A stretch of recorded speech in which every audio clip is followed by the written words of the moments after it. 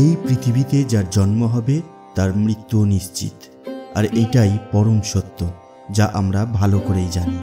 এই সত্যকে চাইলেও বদলানো যায় না।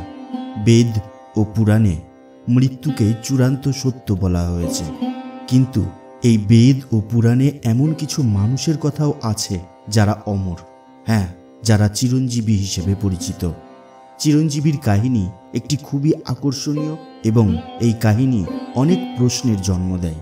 যদিও মৃত্যুকে চূড়ান্ত সত্য হিসেবে গ্রহণ করা হয়, তবে এটি এই চিরঞ্জীবীদের ক্ষেত্রে প্রযোজ্য নয়। এই চিরঞ্জীবী সাধারণ মানুষদের থেকে অনেকটাই আলাদা এবং ইনারা সবাই অমর। বেদ এবং পুরাণে এমনও উল্লেখ আছে যে এই 7 চিরঞ্জীবী পৃথিবীর শেষ অবধি বেঁচে থাকবেন, অর্থাৎ এই চিরঞ্জীবীরা এখনও আমাদের চারপাশে কোথাও কোথাও বিরাজমান আছেন। আপনি নিশ্চয়ই এই চিরঞ্জীবীদের সম্পর্কে শুনেছেন। তাদের সম্পর্কে অনেক তথ্যও বলা হয়েছে এবং যখন আমরা তাদের সম্পর্কে শুনি বা পড়ি তখন তাদের কাহিনী আরও আকর্ষণীয় হয়ে ওঠে। বন্ধু, আজকের ভিডিওতে আমরা এই বিষয়গুলো নিয়েই কথা বলবো, তাই ভিডিওর শেষ পর্যন্ত অবশ্যই দেখতে থাকুন। বন্ধু, অদ্ভুত অথচ বাস্তবের আরও একটা নতুন এপিসোডে আপনাকে জানাই স্বাগতম। আপনি যদি আমাদের চ্যানেল এখনও সাবস্ক্রাইব না করে থাকেন তাহলে ঝটপট আমাদের চ্যানেল সাবস্ক্রাইব করে নিন, আর আমাদের চ্যানেলের সমস্ত ভিডিওর নোটিফিকেশন সবার আগে পাওয়ার জন্য পাশে থাকা বেল আইকন প্রেস করতে ভুলবেন না। তাহলে চলুন শুরু করা যাক আজকের ভিডিও। পবনপুত্র শ্রী হনুমান। হিন্দুদের পবিত্র গ্রন্থ রামায়ণে হনুমানজির অনেক উল্লেখ আছে। এই গ্রন্থ অনুসারে হনুমানজি অমর এবং কখনো মৃত্যু না হওয়ার বর প্রাপ্ত করেছিলেন। রামায়ণে উল্লেখ আছে যে পবনপুত্র হনুমান ছিলেন শ্রীরামের মহান ভক্ত এবং রাবণ যখন সীতামাতাকে অপহরণ করে, হনুমানজি তার শক্তি এবং বল ব্যবহার করে মাতা সীতাকে খুঁজে বার করতে অত্যন্ত গুরুত্বপূর্ণ ভূমিকা পালন করেছিলেন। হনুমানজি, যিনি ভগবান শ্রীরামের সবচেয়ে প্রবল ভক্ত এবং সংকটমোচন নামে হিন্দুদের হৃদয়ে বিরাজমান, তিনি অনেক আশীর্বাদ প্রাপ্ত করেছিলেন। এটা বিশ্বাস করা হয় যে এই বরগুলি ভগবান শ্রীরাম পবনপুত্র হনুমানকে দিয়েছিলেন, কিন্তু অধিকাংশ তত্ত্ব অনুসারে হনুমানজি রামের বার্তা নিয়ে যখন মাতা সীতার কাছে পৌঁছালেন তখন মাতা সীতা এতে খুশি হয়েছিলেন এবং তাকে কখনো বৃদ্ধ না হওয়ার এবং অমর হওয়ার বর দিয়েছিলেন। তাই হনুমানকে বলা হয় মহাবলী শ্রী হনুমান। মাতা সীতা হনুমানকে আশীর্বাদ করেছিলেন যে তার উপর কখনোই কোনো সংকট আসবে না, তাই আমরা হনুমানজিকে সংকটমোচন নামেও চিনি। মহর্ষি ব্যাস। হিন্দু বেদ ও পুরাণেও মহর্ষি ব্যাসের উল্লেখ আছে।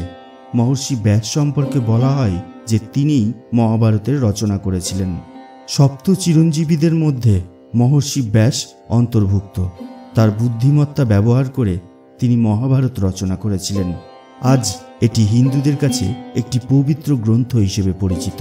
কথিত আছে যে মহর্ষি ব্যাস ছিলেন পরাশর মুনির পুত্র।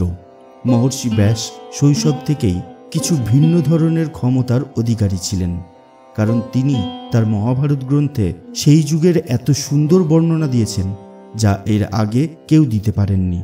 হিন্দু বেদ এবং পুরাণ অনুসারে মহর্ষি ব্যাসকে অত্যন্ত মহান হিসেবে বর্ণনা করা হয়েছে। মহর্ষি ব্যাসের উপলব্ধি অনুসারে ভালো কাজ সবসময় ভালো ফল দেয়। ভগবান পরশুরাম।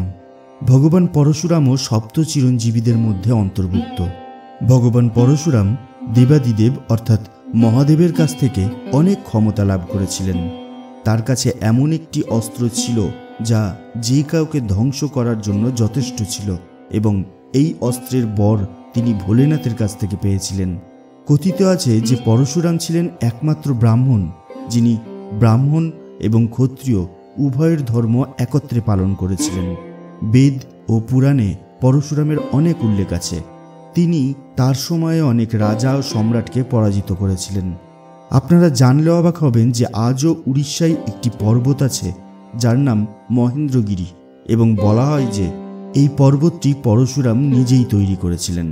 হিন্দু বেদ ও পুরাণে পরশুরামকে একজন অজেয় যোদ্ধা হিসেবে বর্ণনা করা হয়েছে। এখনও বলা হয় যে পরশুরাম অমর এবং তিনি এখনও আমাদের চারপাশে বিরাজমান। বিভীষণ। যদি আপনি রামায়ণের অধ্যয়ন করে থাকেন তাহলে আপনি অবশ্যই চতুর্থ চিরঞ্জীবী বিভীষণের কথা জানেন। হ্যাঁ, হিন্দু বেদ ও পুরাণে বিভীষণকে চতুর্থ চিরঞ্জীবী হিসেবে বর্ণনা করা হয়েছে। বিভীষণেরও অনেক ধরনের ক্ষমতা ছিল। তিনি রাবণের ভাই ছিলেন, কিন্তু যখন রাবণ অনেক বেশি অত্যাচারী হয়ে উঠেছিলেন সেই সময় বিভীষণ ভগবান শ্রীরামের শরণাপন্ন হয়েছিলেন এবং বলা হয় যে সেই সময়েই ভগবান শ্রীরাম বিভীষণকে দীর্ঘায়ু দান করেছিলেন, তাই তিনি আজ অবধি অমর। অশ্বত্থামা। সপ্ত চিরঞ্জীবীদের উল্লেখ করা হবে অথচ অশ্বত্থামার নাম আসবে না, তা কখনো হতেই পারে না। অশ্বত্থামা চিরঞ্জীবী তো অবশ্যই ছিলেন, তার সঙ্গে সঙ্গে তিনি ভগবান শিবের 11 রুদ্র অবতারের মধ্যে একজন। হ্যাঁ, মহাদেবের থেকে অশ্বত্থামা অনেক অদ্ভুত শক্তি প্রাপ্ত করেছিলেন। অশ্বত্থামা গুরু দ্রোণের পুত্র ছিলেন। গুরু দ্রোণ তাকে অনেক তপস্যার পর মহাদেবের কাছ থেকে প্রাপ্ত করেছিলেন। এই কারণেই তিনি মহাদেবের কাছ থেকে অনেক ধরনের শক্তি পেয়েছিলেন। মনে করা হয় অশ্বত্থামা এবং কৃপাচার্যই একমাত্র যোদ্ধা ছিলেন যারা কুরুক্ষেত্রের যুদ্ধের শেষ পর্যন্ত জীবিত থাকতে পেরেছিলেন। কথিত আছে যে অশ্বত্থামা আজও বেঁচে আছেন, কিন্তু অশ্বত্থামাকে ভগবান শ্রীকৃষ্ণ অভিশাপ দিয়েছিলেন, যার ফলে কেউ অশ্বত্থামাকে দেখতে পায় না, কিন্তু তার শরীরে ক্ষতের চিহ্ন রয়েছে যা চিরকাল থাকবে। আপনি জেনে অবাক হবেন যে অনেক বছর আগে মধ্যপ্রদেশের একজন চিকিৎসক দাবি করেছিলেন যে অশ্বত্থামা তার কাছে চিকিৎসার জন্য এসেছিলেন।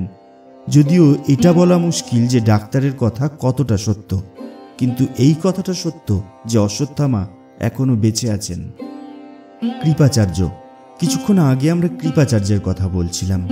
কৃপাচার্য হলেন অন্য যোদ্ধা যিনি কৌরবদের পক্ষে যুদ্ধ করেছিলেন এবং শেষ অবধি বেঁচেছিলেন। হ্যাঁ, কৃপাচার্যের কাছেও কিছু ভিন্ন ধরনের ক্ষমতা ছিল, যার জোরেই তিনি অনেক যোদ্ধাকে পরাজিত করেছিলেন। কৃপাচার্য অশ্বত্থামার মামা ছিলেন। ইতিহাস থেকে জানা যায় যে অশ্বত্থামার মা ছিলেন কৃপাচার্যের বোন। কৃপাচার্য কৌরব এবং পাণ্ডবদের সমানভাবে যুদ্ধের দক্ষতা শিখিয়েছিলেন, কিন্তু সেই সময় এমন কিছু পরিস্থিতির উদ্ভব হয়েছিল যার কারণে তাকে কৌরবদের পক্ষ থেকে অস্ত্র ধারণ করতে হয়েছিল। কৃপাচার্যকে সপ্ত চিরঞ্জীবীদের অন্তর্ভুক্ত করা হয়েছে এবং পুরাণে কৃপাচার্যকে বিভিন্নভাবে সংজ্ঞায়িত করা হয়েছে। রাজা বলি। রাজা বলি নামটিও সপ্ত চিরঞ্জীবীদের মধ্যে অন্তর্ভুক্ত রয়েছে। এটা বিশ্বাস করা হয় যে ভগবান বিষ্ণু যখন তার বামন অবতার গ্রহণ করেছিলেন তখন তিনি রাজা বলিকে অনেক বর প্রদান করেছিলেন। রাজা বলি ছিলেন বিরোচন পুত্র এবং প্রহ্লাদের নাতি। তিনি অমর হওয়ার জন্য ভগবান বিষ্ণুর আশীর্বাদ পেয়েছিলেন এবং এই কারণেই ভগবান বিষ্ণুও রাজা বলিকে পাতাল লোকের রাজা ঘোষণা করেন। আজকের ভিডিও বাস এই পর্যন্তই। আমাদের আজকের ভিডিও আপনাদের কেমন লাগলো সেটা নিচের কমেন্ট বক্সে কমেন্টস করে জানিয়ে দিন। আর আমাদের ভিডিও যদি আপনার ভালো লেগে থাকে তাহলে একটা লাইক করুন আর শেয়ার করে ছড়িয়ে দিন সবার মধ্যে। তাহলে দেখা হবে পরবর্তী ভিডিওতে। তার আগে অবশ্যই ভালো থাকবেন, সুস্থ থাকবেন। ধন্যবাদ।